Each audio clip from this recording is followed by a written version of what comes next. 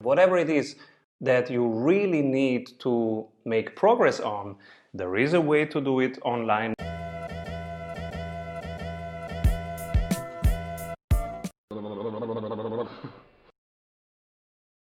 Hello everybody. Many people are asking themselves right now that there is the travel ban and they cannot travel to workshops. The question is, how can I run a remote workshop? And we're not talking remote meeting. We can make an extra session on that. But a remote workshop, something where you really want results, you really want to create the new iteration of something you are working on. Let's say it's a concept, let's say it's a strategy, let's say it's implementing 12 projects like you will see in this example. What is it? Whatever it is, you are moving, you're transforming a whole organization. You are creating a new portfolio structure for your organization. You're creating a new sales system for your organization, your marketing processes, changing the responsibilities, or you're having a cost-cutting program. Whatever it is that you really need to make progress on, there is a way to do it online. Not many people are skilled in that, so let's see what you can do. How to run a remote workshop. It's efficient. It's from many perspectives, it's the best thing to do. The only thing is it intimate enough? Is it connecting enough? Is it human enough? Can it be a nice experience? Let's dive into that. You want to make your sales more repeatable and reliable? Do you want to have less volatility and more growth in your revenue per month? At Strategy Sprints, we do only one thing: strategy in sprints. Strategy means having more revenue through a better offer. In sprints means having more energy in your team every week. Check out if your ROI is as high as it is for most service-based and online businesses and startups we work with, which is over 100%. You can see it in just 15 minutes by going to strategysprints.com/sales and completing our online exercise to know what your ROI would be with our accelerator program. We are ready to sprint. Are you? So, what can you do first? Very important to have what we call the focus brief, is to have very clear why this meeting is happening. So let's have a title. In this case, I am really preparing for a program increment planning for 12 work streams. The number 2 is not working currently, I don't know why. And so the author will be Simon. And the first thing that I put in here is the purpose. Why is this important? And I will start writing it directly. So the why is to align the 12 work streams to the overall vision and goals of the overall transformation. And this is really important because at this point, if you see that there is no purpose, do not invite people to a meeting. Then the meeting is not the best thing to do. Then the best thing to do is just individual work until you get to a complexity level where you cannot solve it alone. Then you invite others to a meeting. Remember Beethoven, he was working very well alone, so not everything needs a meeting. Input. What is the input? So what are current tangible things, increments we call them, that are already ready and they are an input to this thing? For example, there is a vision paper, there is a CRM processes version 2 concept paper, there is a list of IT problems that we have.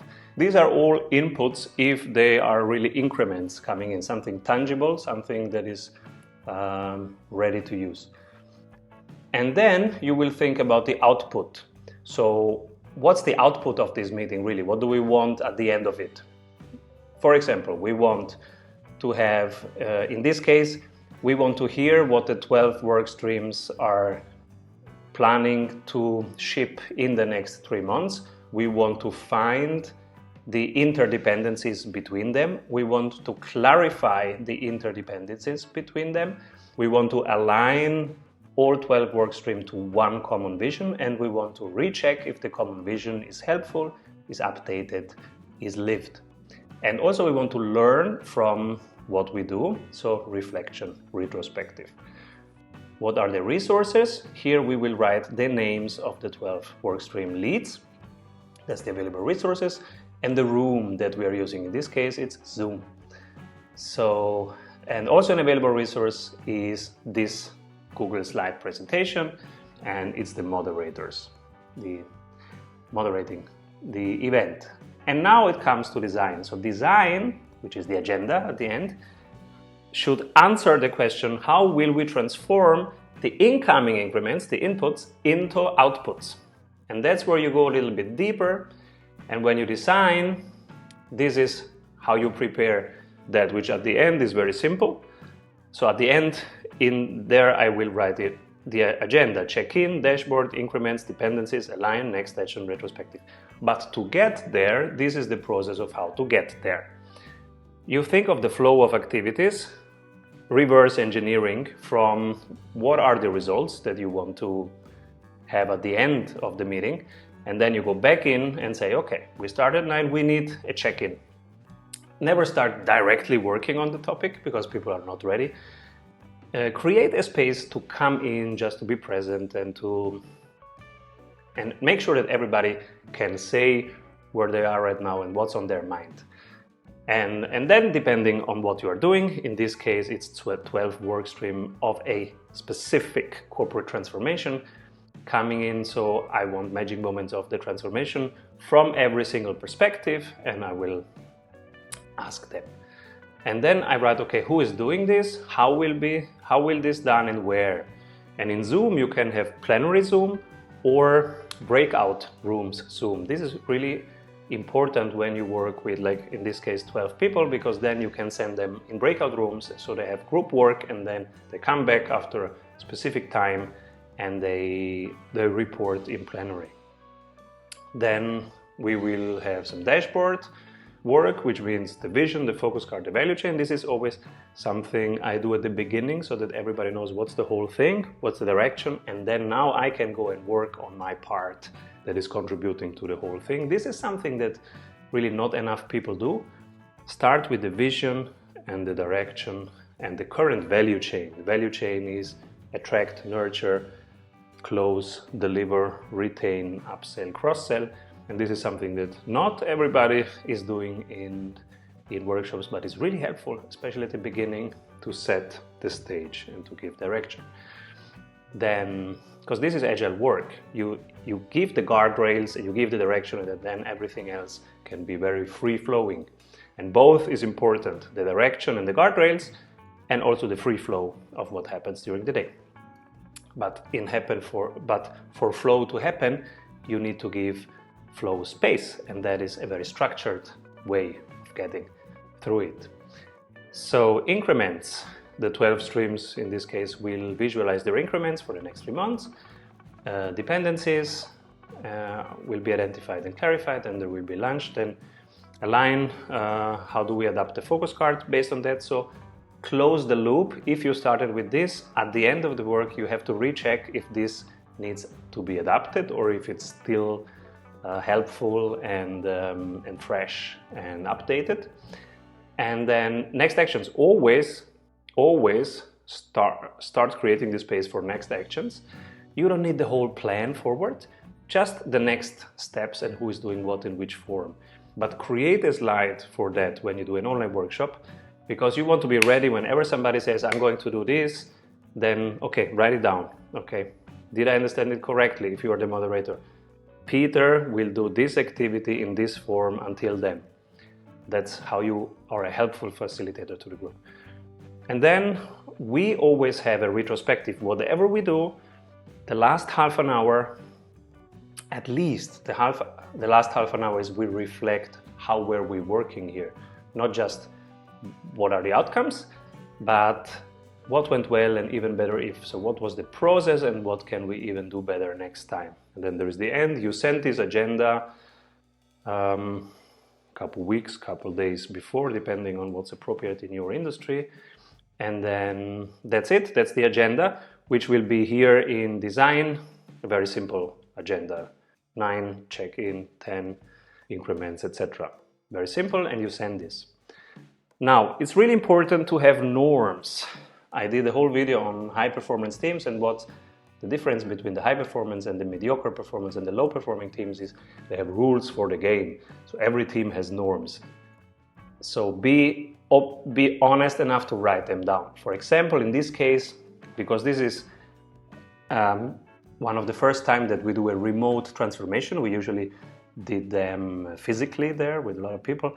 So there is some playbook, that's how we call it, some rules for this very specific, that every participant should be on her own, on his own computer, because people get it really wrong, and then it's 10 people in front of one computer, you don't see anybody, and you are excluding people from the interaction. You want everybody to be interactive and to be connected all the time, otherwise you have a very bad experience.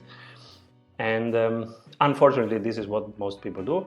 So that's why it has a bad reputation to do online workshops, because people never get the flow right.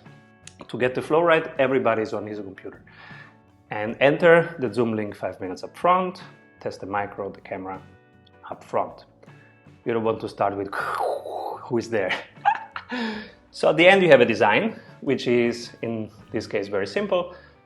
Check-in, dashboard, increment planning, dependencies identified, dependencies clarified, launch, align, next actions, retro. And next actions and retro is really a default position, and also the check-in is something I do all the time.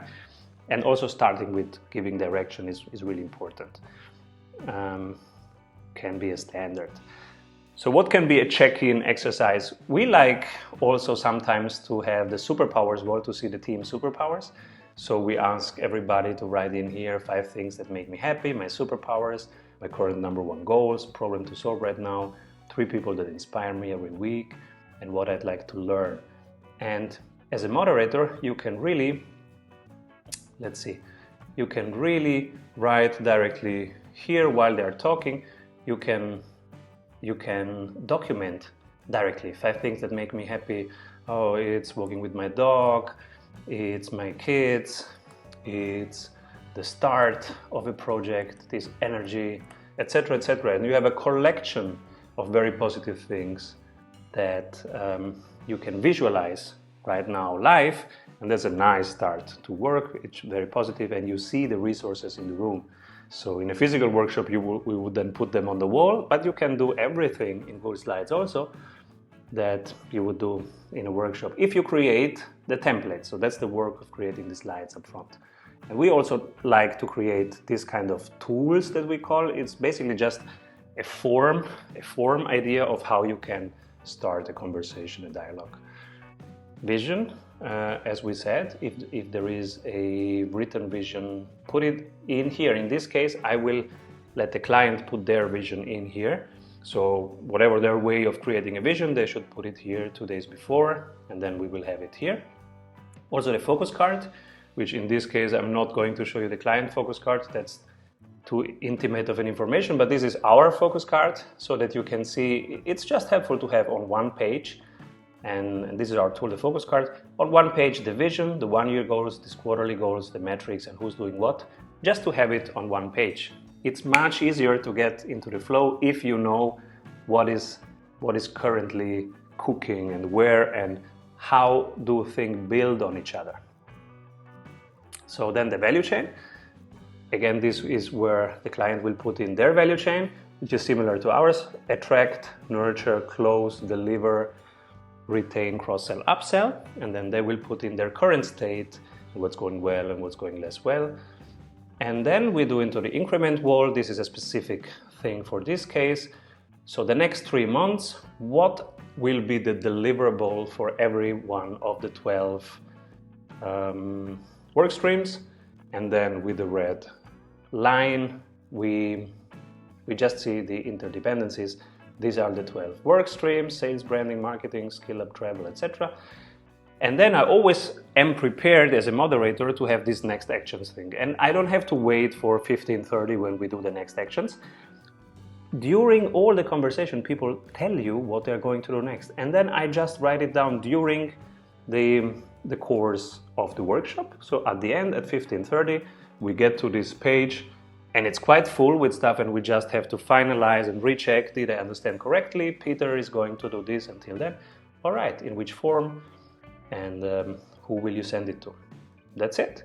And at the end, I always say something nice like keep rolling, and that's some ideas of how you can run your remote workshop. So first thing, if you start, is create the why and the output, then reverse engineer to input and design.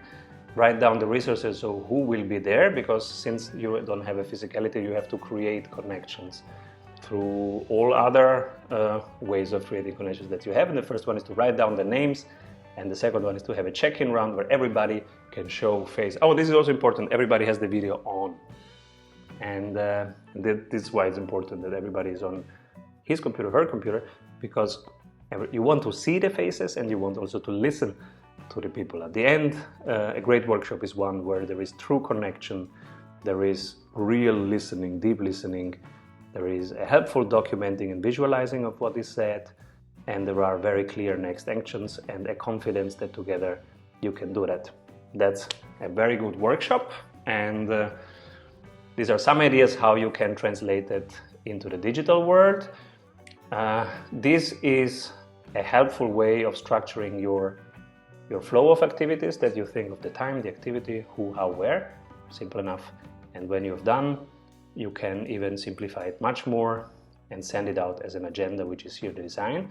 And again, the agenda is how you will transform the current available inputs into outputs. So how will you transform the first concept of the new marketing process into the next iteration of it?